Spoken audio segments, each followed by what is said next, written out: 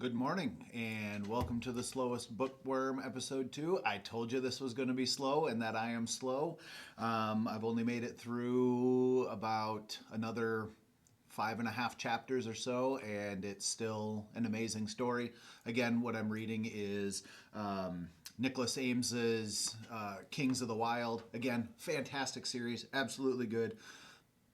I'm running into some issues. Well, one specific issue that is making me reconsider whether or not I would have no problem with middle school, my middle schooler reading this, but I don't know how other parents feel. So my hope is that, in the spirit of this project here, that if you know my son and you are going to be participating in this, or if your kid is interested, your child is interested in participating in this book club that's going to be coming, highly recommend you vet this content, because I don't want to be subjecting your children to something you don't want them to be reading.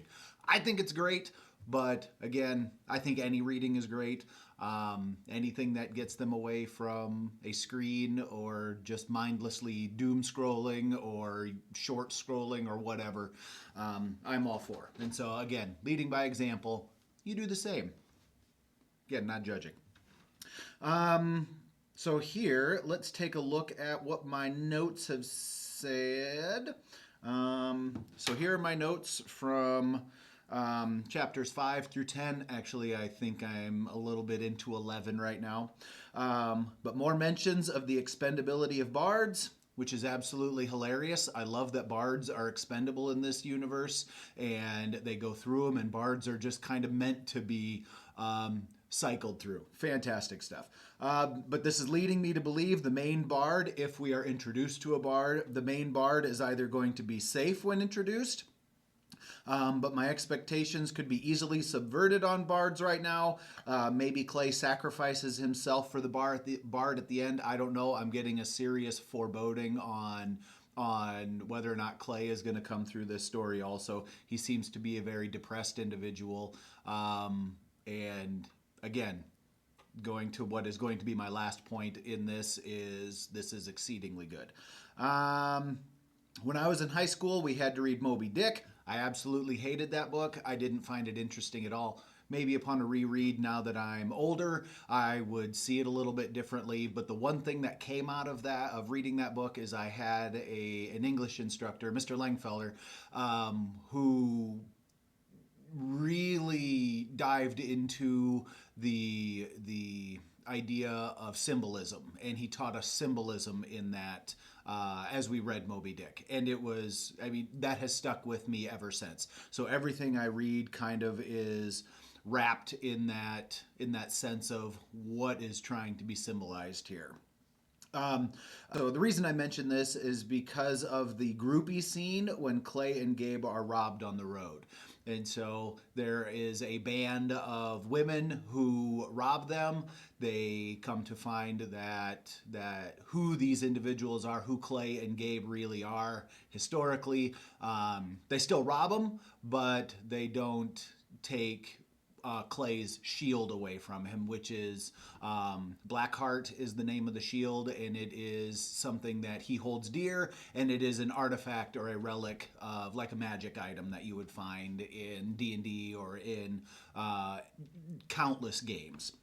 But the symbolism is, I don't know if they're actually supposed to be symbolic of a former band of groupies or what they are. I just thought it was really fun, and that was what I took from that scene. It's a bit heavy on the death foreshadowing. Methinks the lady doth protest too much. Again, that's coming back to Clay. I'm not sure where this is going with Clay, but he just seems like he is a very... I think he thinks he's not coming through this, and so I get that doth protest too much feel from it. Let's see here. Eames' description of Conthus is so vivid, it was like he has been there. So I don't know if Conthus is a place that he created or adventured in his own D&D adventuring or what, but it is so vivid, it is so real. It's an amazing description of that city. I think I just read mention. Yep. When they meet Moog, their wizard. So my note is, I think I just read mention of an erectile dysfunction potion. Absolutely hilarious. Velicor, which is the sword, which is Gabe's mythical, legendary, magical sword that he sold because of a gambling debt. And so Velicor might be the most rock and roll sword in fantasy history. The description of Velicor is great as well. Chapter 8, when we meet Kel, the band's former booker, he has a lot of rough language, might be a bit past that PG-13 rating. We may be headed for an R-rated territory. Once we get out of the manager chapter, things get back to a more PG-13 rating. We meet the band wizard, and so this is Moog. So much good character building in the first several chapters of this story. You really get a sense of who all of these people are. And then we were just introduced to King Matrick, or Maddie, and his princess, now Queen Lilith, and rescuing the princess is one of the stories that they constantly fall back to. But meet his princess, Queen Lilith, who I think is modeled after B.B. Newworth's portrayal of Lilith, or her character in the Cheers Frasier universe. Again, very good stuff. This relationship just deepens the human connection to this story. This story feels so incredibly real, regardless of the fantasy skin.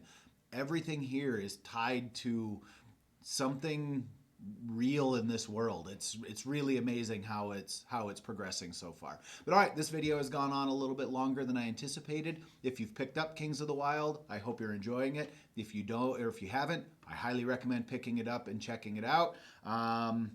And yeah, enjoy.